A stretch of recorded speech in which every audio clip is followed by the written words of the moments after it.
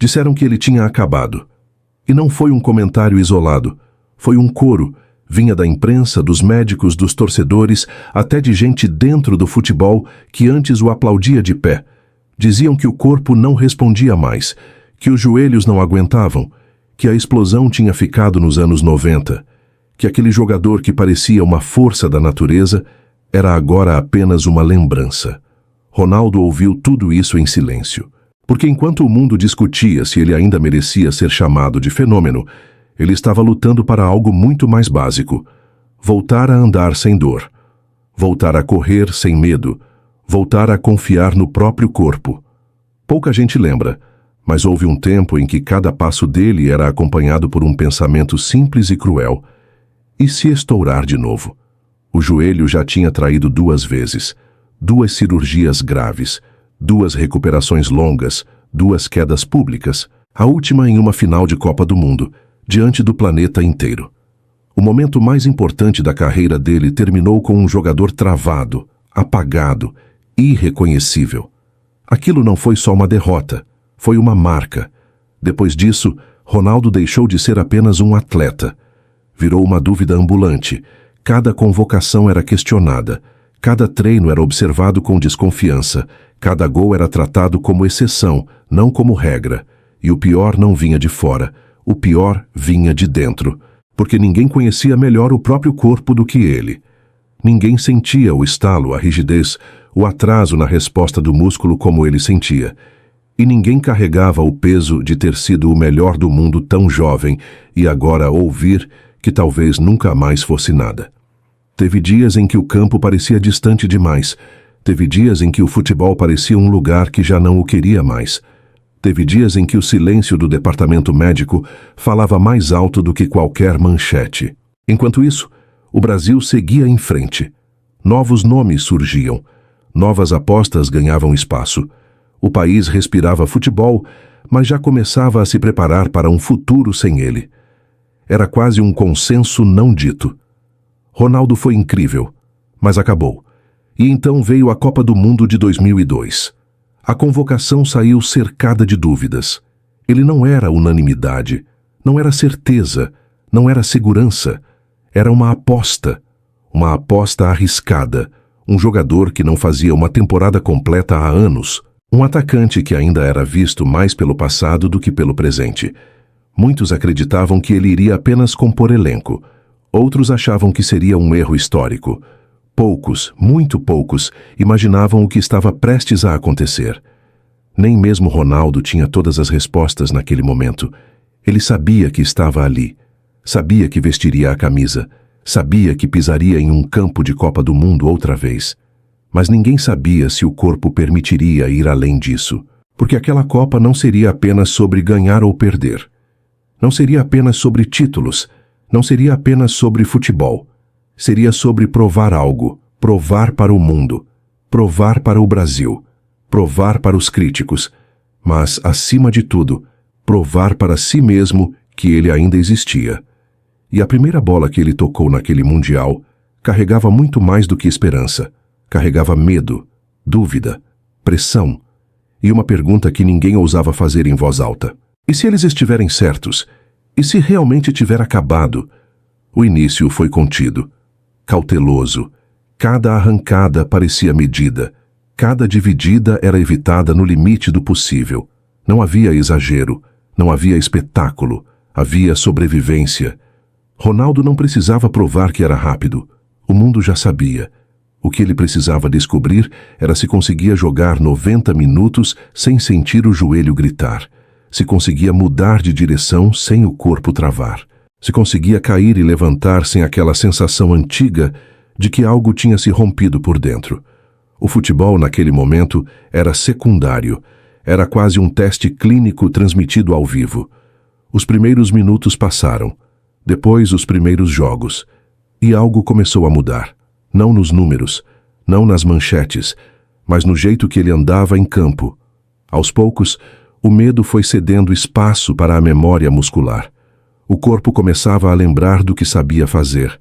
A bola começava a procurar os pés dele. Os companheiros começavam a confiar. E a confiança no futebol é contagiosa.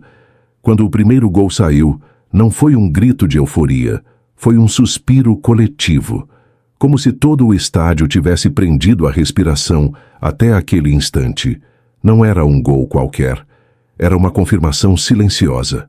Ele ainda estava ali, mas o mundo do futebol é impiedoso. Um gol não apaga anos de dúvida. Uma boa atuação não cancela cirurgias. Uma Copa não perdoa fragilidade. E Ronaldo sabia disso. Cada jogo seguinte era mais pesado que o anterior, porque agora, além do medo de falhar, havia a expectativa de repetir. E repetir, para alguém que diziam estar acabado, é ainda mais cruel do que estrear. As defesas começaram a marcá-lo diferente, não com desprezo, mas com respeito. Um respeito cauteloso, aquele tipo de atenção que só se dá a quem já machucou antes. E quanto mais o jogo avançava, mais claro ficava que algo estava fora do roteiro. Ronaldo não estava ali para se despedir. Ele não estava ali para fechar um ciclo. Ele estava ali para reabrir uma ferida que o mundo achava cicatrizada. Os gols começaram a se acumular. Um aqui, outro ali. Sempre decisivos. Sempre nos momentos em que o jogo pedia alguém que não sentisse o peso do instante. E ele sentia tudo. Mas continuava. A cada gol, o discurso mudava. Já não era mais sobre joelhos. Já não era mais sobre recuperação. Passava a ser sobre liderança, sobre presença, sobre confiança. E isso incomodava, porque admitir que Ronaldo estava voltando significava admitir que todos estavam errados. Que o veredito havia sido apressado, que a sentença de fim tinha sido assinada cedo demais.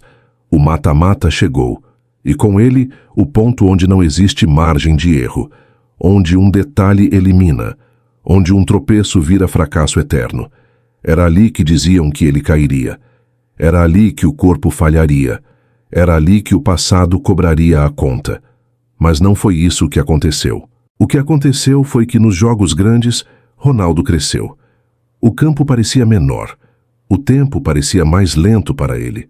As decisões saíam simples, diretas, quase frias. Não havia pressa. Não havia ansiedade. Havia alguém que já tinha perdido tudo e, por isso, não tinha mais nada a temer. E quando a final se aproximou, uma sensação estranha tomou conta do ambiente. Não era esperança. Era expectativa tensa, porque sem perceber, o mundo tinha voltado ao mesmo lugar de antes. Todos aguardavam Ronaldo. Mas agora não para ver se ele falharia, e sim para descobrir até onde ele iria. A final chegou carregada de fantasmas. Do outro lado estava a Alemanha. Um time pesado, experiente, acostumado a decidir. Um adversário que não precisava de muito para transformar qualquer erro em castigo. E para Ronaldo, aquele jogo não era apenas uma final de Copa do Mundo. Era um reencontro com tudo que tinha ficado mal resolvido. 4 anos antes, ele tinha entrado em campo sem entender o próprio corpo. 4 anos antes, ele tinha sido o centro de uma das imagens mais dolorosas da história do futebol brasileiro. 4 anos antes, o mundo tinha assistido ao fenômeno desaparecer no momento exato em que mais precisava dele. Agora ele estava ali de novo, mas não era o mesmo homem. O cabelo estranho, quase provocativo, parecia uma tentativa de desviar a atenção, como se ele quisesse que falassem de qualquer coisa, menos do que realmente importava, porque o que importava estava por dentro, estava na cabeça, estava na memória. O jogo começou tenso, truncado, fechado, nenhum espaço, nenhuma concessão. Cada bola dividida parecia carregar o peso de uma nação inteira. E então, em um lance aparentemente comum, tudo se revelou. Um chute, um rebote, a bola solta. E Ronaldo estava lá. Não foi bonito, não foi plástico, não foi de manual. Foi instinto puro. Foi sobrevivência. Foi o tipo de gol que não se ensina porque nasce do lugar onde só chega quem já sofreu demais. Naquele instante, algo se rompeu. Não no joelho, no discurso. O jogador acabado tinha acabado de abrir uma final de Copa do Mundo. Mas o futebol é irônico. Ele não permite finais limpos. Ele exige confirmação. Ele exige mais. E Ronaldo entregou. No segundo gol, não havia dúvida. Não havia acaso. Não havia sorte, havia domínio, havia leitura, havia frieza.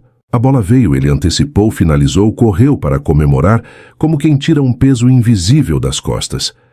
Ali não era só um gol, era um ponto final. Tudo aquilo que disseram, tudo aquilo que escreveram, tudo aquilo que apostaram contra, tudo ficou pequeno diante daquela imagem. Ronaldo de braços abertos correndo no maior palco do futebol, decidindo uma Copa do Mundo.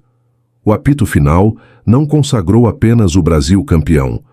Consagrou uma volta que ninguém acreditava ser possível. O artilheiro do torneio não era uma promessa, não era uma revelação, não era o futuro. Era alguém que tinha sido descartado. E voltou. Voltou maior do que antes.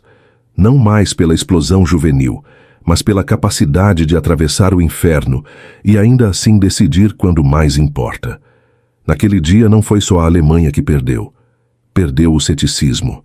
Perdeu a pressa em enterrar carreiras. Perdeu a ideia de que o corpo define tudo. Porque Ronaldo mostrou algo que não aparece em exames, não se mede em testes físicos e não se recupera em cirurgias. Mostrou que, às vezes, o que move um jogador não são os joelhos. É a necessidade de provar que ainda existe. E depois daquele jogo, ninguém mais ousou dizer que ele tinha acabado. Porque algumas histórias não terminam quando o mundo decide. Terminam quando o próprio protagonista escolhe parar. E em 2002, Ronaldo escolheu continuar. E o mais curioso é que mesmo depois de tudo aquilo, ainda levaria tempo para o mundo entender o que realmente tinha acontecido. Porque a Copa acabou. As manchetes esfriaram. A taça foi levantada. A festa passou. E, como sempre, o futebol seguiu adiante, faminto por novas histórias. Mas o que Ronaldo fez em 2002 não cabia em um resumo de melhores momentos. Aquilo não foi apenas uma campanha perfeita. Foi uma resposta acumulada ao longo de anos. Cada sessão de fisioterapia solitária, cada madrugada em claro, cada dúvida não respondida, cada treino interrompido, cada olhar desconfiado. Quando ele saiu daquele mundial como artilheiro, não estava apenas somando gols. Estava encerrando uma narrativa que tinha sido escrita por outros. Durante muito tempo, falaram sobre o corpo de Ronaldo como se fosse uma máquina defeituosa, um talento desperdiçado, um risco constante, um problema a ser administrado. Poucos falaram sobre a mente. Poucos falaram sobre o peso de ser o melhor do mundo antes dos 20, e depois ouvir que não servia mais antes dos 30. Poucos falaram sobre a solidão de quem cai no auge e precisa se reconstruir longe dos aplausos. Em 2002, ele não venceu apenas adversários. Venceu o rótulo. E isso muda tudo, porque a partir daquele momento, toda vez que alguém foi descartado cedo demais, o nome de Ronaldo voltou à mesa. Toda vez que uma carreira pareceu terminar antes da hora, alguém lembrou daquele mundial. Toda vez que disseram que o corpo não aguentava, que a lesão era definitiva, que o tempo tinha passado, a história dele reapareceu como incômodo. Como prova, Ronaldo não voltou para ser o mesmo de antes, e isso é o detalhe que quase ninguém entende. Ele voltou diferente, mais lento, mais pesado, menos explosivo, mas infinitamente mais decisivo. Ele aprendeu a jogar com o que tinha. Aprendeu a escolher momentos. Aprendeu a aceitar limites sem aceitar o fim. E talvez tenha sido isso que o tornou ainda mais perigoso, porque talento jovem assusta, mas talento que sobrevive assombra. A Copa de 2002 não foi um milagre, foi consequência. Consequência de alguém que se recusou a aceitar o ponto final que colocaram na sua história. E quando disseram que Ronaldo tinha acabado, não perceberam algo simples. Ele ainda não tinha terminado de responder. E respondeu da única forma que realmente importa no futebol.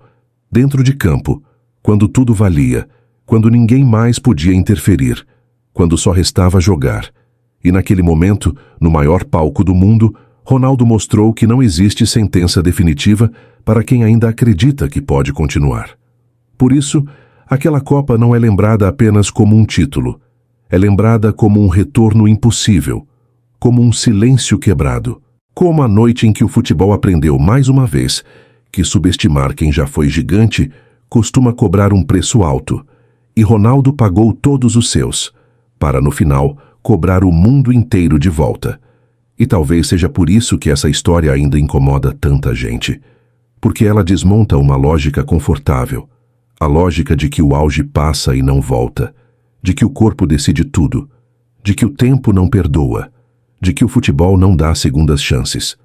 Ronaldo foi a exceção que ninguém queria lidar. Ele obrigou o mundo a encarar algo desconfortável.